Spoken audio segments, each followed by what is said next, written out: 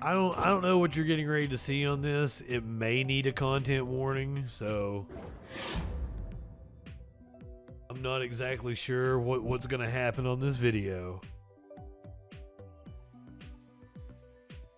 Alabama councilman slugs mayor in racist dispute outside of City Hall.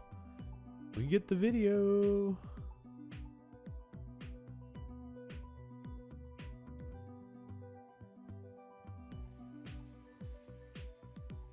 So, the mayor, and this is Councilman Bryant, Mayor Newton. Mayor Newton in the suit, the gray suit, it looks like, gray jacket. Councilman Bryant outside of the SUV. Doesn't appear to be audio.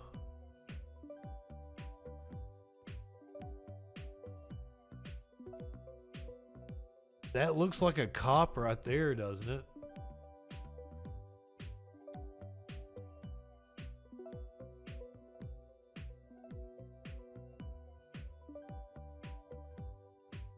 Oh shit.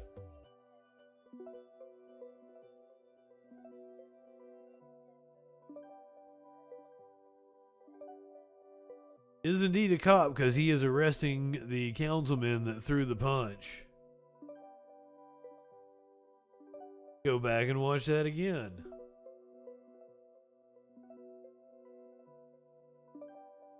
So the mayor says something to the cop.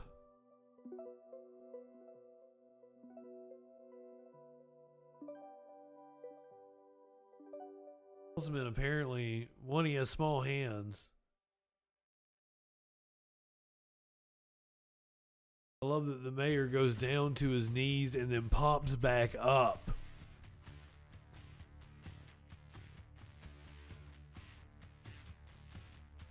Councilman does it in front of a cop, gets arrested immediately.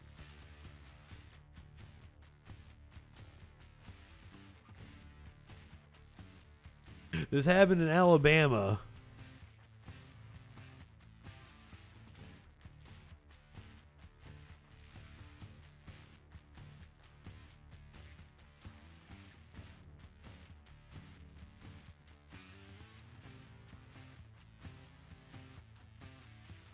Let's get the backstory on this.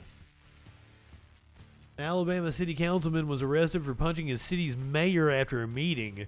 Tommy Bryant was charged with third-degree assault after striking Mayor Wayman Newton in the parking lot of Tarrant City Hall in a Monday night incident witnessed by multiple people. And it was the police chief. Witnesses say Bryant used racial slurs during the incident, which came after he challenged the mayor, who was black, to step down during a heated exchange during the city council meeting. Bryant has been accused of racism in the past, including an incident last year when he called another city council member a house N-word during a public meeting. He was booked into the Jefferson County Jail on a $1,000 bond on a harassment charge that was later upgraded to assault.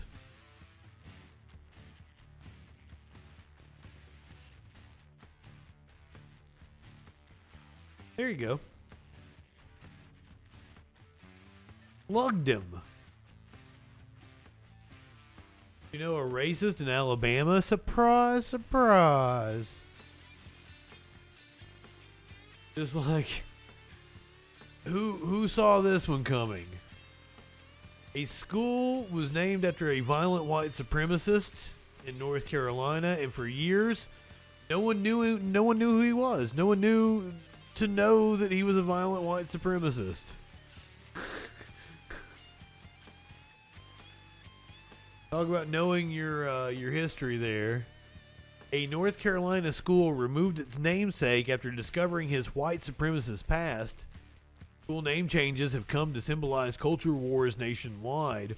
Walter L. Parsley Elementary was one of more than 80 schools nationwide to change its name following George Floyd's murder and subsequent protests. While many of those schools eschewed high-profile Confederate figures, Parsley's name was more obscure, and Wilmington's residents discovered his racist past accidentally. 2 days after a tightly contested election in the fall of 1898, a white supremacist mob descended on Wilmington, North Carolina, a southern oasis of black prosperity during the Reconstruction era, to take back the city from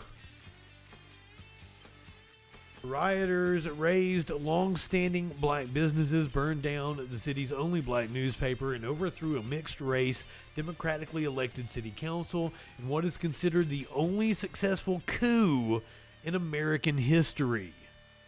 More than a century after scores of black residents were killed in the insurrection, Wilmington named an elementary school after one of its ringleaders, Walter L. Parsley. No one protested when school board members approved Parsley's name in 1999, and the tribute survived for 21 years. But by the summer of 2020, local activists had connected the name to one of the coup's leaders, stirring fury in a petition drive to change it. When she discovered her former school's namesake's violent past, the feeling was rage, it was frustration, it was anger, said Taylor White, who is black. Taylor White, who is black, but also just a realization that things really haven't changed that much. The push to rename Parsley Elementary and other landmarks representing 1898 coup leaders mirrored hundreds of crusades across the country to jettison symbols of historic racism following George Floyd's murder and subsequent protests. The effort sparked local discussion about how 1898 should be memorialized in one of the most segregated school districts in the country. 21 years, didn't even know the dude was a white supremacist. Going over to Kentucky, where a student at the University of Kentucky has now been banned permanently from campus because of a viral video. So, buckle up, buggeroos. Here's the content warning for this one.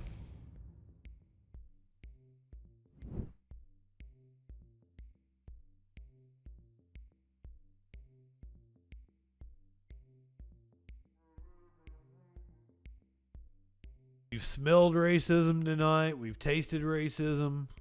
Oh, this is CNN. It might not play on this browser. Hold on.